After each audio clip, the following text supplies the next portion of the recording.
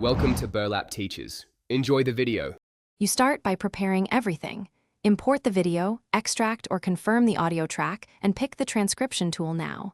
Use a cloud API for scale or a local model for privacy. Make sure the audio is at least 16K HZ and mono. This reduces errors. If background noise exists, apply a noise reduction filter before you transcribe. Once done, set the language and any accent or domain-specific vocab so the model knows what to expect. You now run the transcription. Upload the audio or stream it to the API, configure timestamps and speaker diarization if needed, then start the job. Monitor progress and intermittently check the interim transcript to spot systematic errors, common with names or technical terms. If using punctuation or capitalization options, enable them, they save editing time. Export the raw transcript as TXT, SRT, or VTT so you retain timestamps for later editing and syncing to the video.